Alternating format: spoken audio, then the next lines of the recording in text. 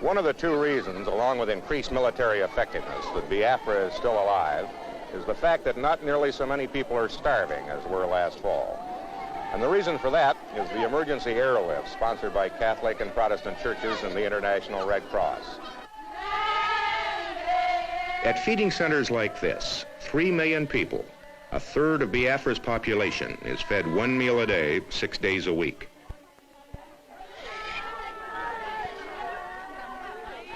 At best, it is a subsistence feeding, just enough to prevent starvation. A ball of cornmeal laced with powdered milk. Perhaps some vegetables, a small piece of fish, and some soup.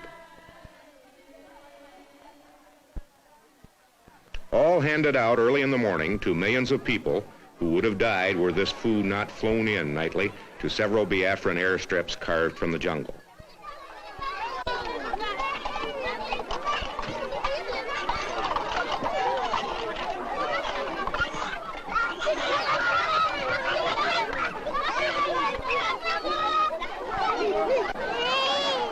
While the relief flights have reduced dramatically the number of children and adults starving to death, down perhaps to 600 a week, from the high of several thousand a week last year, the dying continues. In clinics like this all over Biafra, youngsters in the final stages of severe malnutrition still die, as did several of these during our week in Biafra.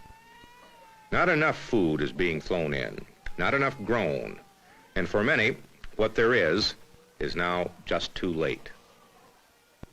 This bush clinic is run by Father Kevin Downey. After 14 years in Africa, he and fellow missionaries were ordered to leave Biafra in 1967 by the Irish ambassador.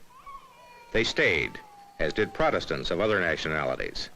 And they, in the main, have been responsible for keeping Biafra from starving to death. How hard has the war been on the Igbo civilian population? How many people have died, would you think, Father? I would think that we've gone into the 2nd million. I am not a statistician, and it's very hard to talk about millions, but I think that it's, according to the experts here, I think that they've gone into the 2nd million. And they have suffered incredibly. And this is the one big argument that I would put forward as one of the reasons why they want to survive on their own and they want to live on their own. They could not have suffered so long and so much without having a purpose. To augment the relief airlift, Biafra has formed a second army to work the land.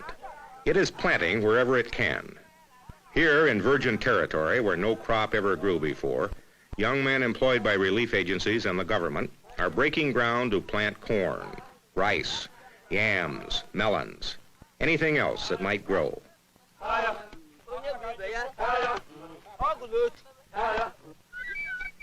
And this, like everything else here, is conducted with spirit, emotion, and beauty.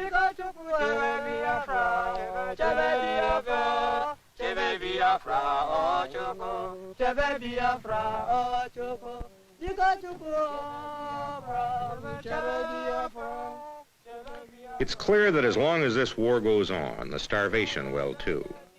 Any break in the relief airlift, I was told, any crop failure in the next few weeks, and graveyards like these that dot Biafra and contain the bodies of the young and innocently dead will multiply.